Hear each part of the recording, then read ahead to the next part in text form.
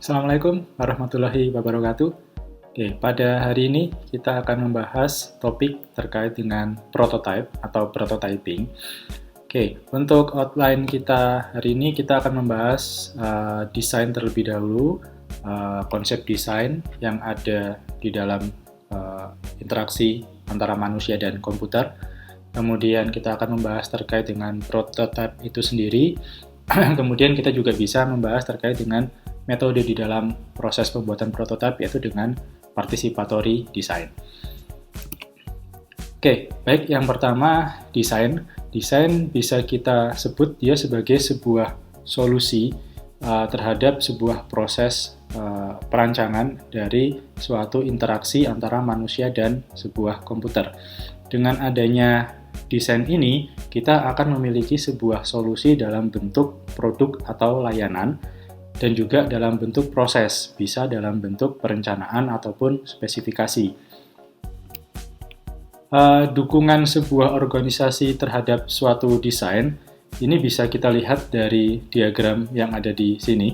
Jadi misalnya kita memiliki sebuah web development team, di mana terdapat seorang project manager, kemudian ada project architect, dan juga UI UX designer. Mereka akan membangun sebuah website. Seorang manajer yang baik pasti akan memiliki rencana organisasi yang konkret, di mana dia akan dapat melakukan analisis terkait dengan biaya dan manfaat yang dapat dipertahankan, dan juga akan dipikirkan terkait dengan metodologi pengembangan praktis yang memungkinkan proses pembuatan dari desain itu sendiri. Dia akan memimpin tim UI UX supaya bisa saling berkolaborasi, kemudian setelah itu hasil rancangannya akan diberikan kepada tim produksi. Setelah website tersebut sudah dikembangkan, maka akan dilakukan proses quality assurance dan juga pengujian dengan seseorang yang ahli di bidang QA maupun di bidang testing. Pada dasarnya terdapat 4 pilar desain yang bisa kita ketahui. Yang pertama adalah terkait dengan user interface requirement. Kemudian yang kedua terkait dengan guidelines dokumen dan proses. Kemudian yang ketiga terkait dengan user interface software tools. Dan yang terakhir terkait dengan expert review dan juga usability testing.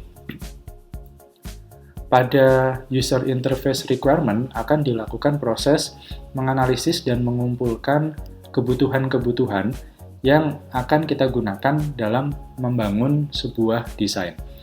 Sedangkan pada guidelines dokumen, kita akan menerapkan beberapa panduan-panduan maupun standar-standar yang berlaku supaya desain yang kita buat itu dapat diimplementasikan dengan baik dan dapat memiliki standar yang sama antara satu dengan yang lainnya. Kemudian, setelah kita berhasil menerapkan sebuah panduan, kita bisa menerapkan beberapa tools atau media untuk proses pembuatan desain itu sendiri.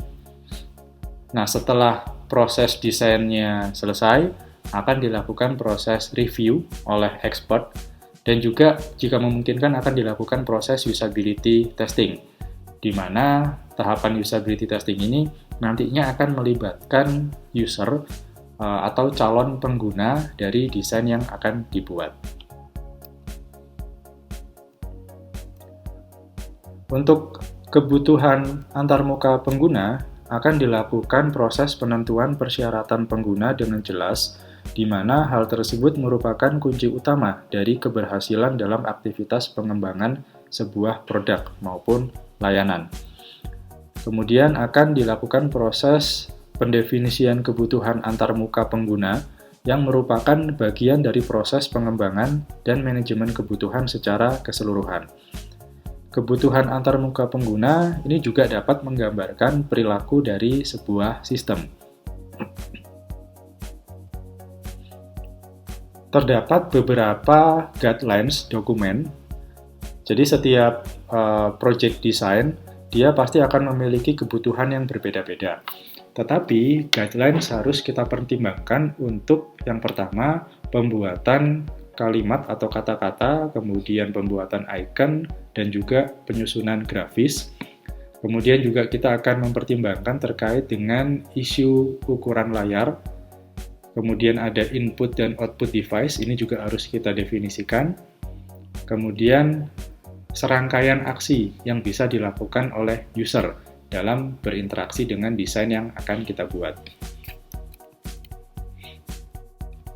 Nah, selanjutnya ada yang namanya sebuah prototype atau purwarupa, di mana prototype sendiri dia merupakan sebuah desain bentuk awal atau konsep, bisa dibilang, dari suatu entitas.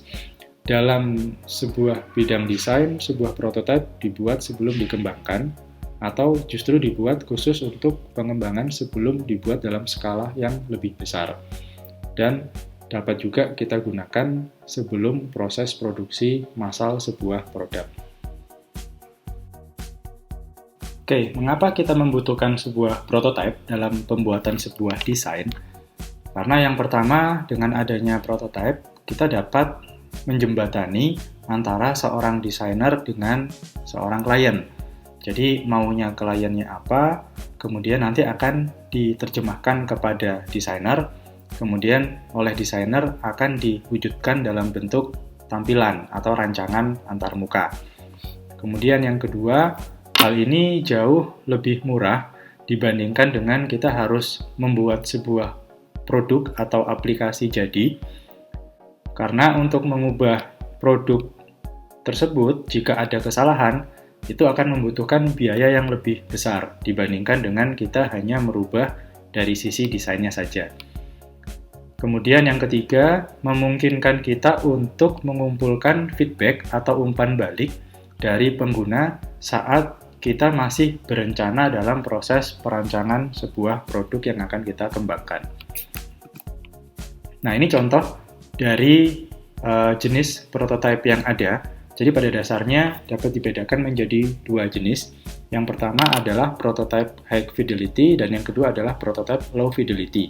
Di mana saat kita berbicara terkait dengan prototype low fidelity, maka kita akan berhubungan dengan konsep wireframe yang sebelumnya sudah kita pelajari. Jadi pada prototype low fidelity, dia hanya berisikan setengah konsep dari sistem utama yang memiliki fungsi terbatas dan juga interaksi yang sangat terbatas.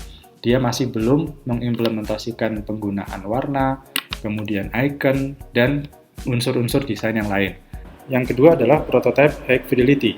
Untuk prototype high fidelity ini, dia sudah merupakan representasi berteknologi tinggi dari suatu konsep desain, di mana dia sepenuhnya interaktif dan dapat digunakan sebagai cerminan dari sistem yang akan kita kembangkan nantinya. Nah, kita juga dapat membangun suatu prototype dengan menggunakan beberapa tools. Contohnya, kita bisa menggunakan Figma, kemudian ada mockup.io, Adobe XD, dan beberapa tools-tools yang lainnya.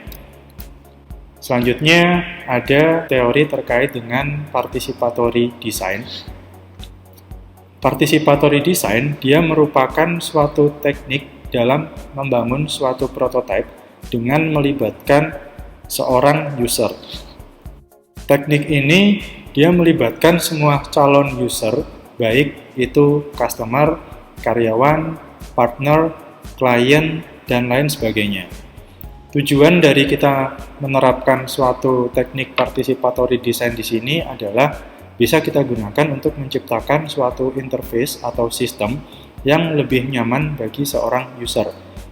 baik dia calon user maupun existing user, keduanya bisa kita libatkan dalam pembuatan proses desain. Kemudian kita melakukan proses diskusi sehingga dapat menemukan masalah secara bersama-sama, kemudian bisa kita definisikan solusinya seperti apa. Kelebihan dari participatory design adalah yang pertama, informasi yang didapatkan untuk proses desain ini bisa lebih akurat, karena kita langsung berhubungan dengan si user tadi. Kemudian kesempatan yang lebih banyak bagi user untuk dapat menyampaikan ide kepada seorang desainer. Implementasi akan suatu interface, dia akan cenderung berhasil karena keterlibatan si klien tadi ya. Ternyata participatory design dia juga memiliki kekurangan. Yang pertama, dia cenderung memiliki cost atau biaya yang lebih mahal. Karena kita mengumpulkan banyak orang, maka akan ada beberapa pengeluaran-pengeluaran yang akan kita keluarkan untuk user-user tadi. Kemudian proses desainnya dia akan lebih panjang dan lebih lama, karena ada kemungkinan antara satu user dengan user yang lain, ini tidak selalu langsung sesuai atau sama persepsinya. Jadi kita harus melakukan beberapa tahapan-tahapan selanjutnya. Ada kemungkinan dapat menimbulkan rasa penolakan atau ketidaksukaan dari pihak yang tidak dilibatkan dalam proses participatory design. Dan dari sini dapat memaksa seorang desainer untuk mengikuti ide dari partisipan yang tidak kompeten. Dan yang paling parah adalah dapat memperuncing konflik antara tim dan juga user. Jadi antara desainer, tim desainer dengan seorang user. Baik, itu tadi materi terkait dengan prototype. Sekian, wassalamualaikum warahmatullahi wabarakatuh.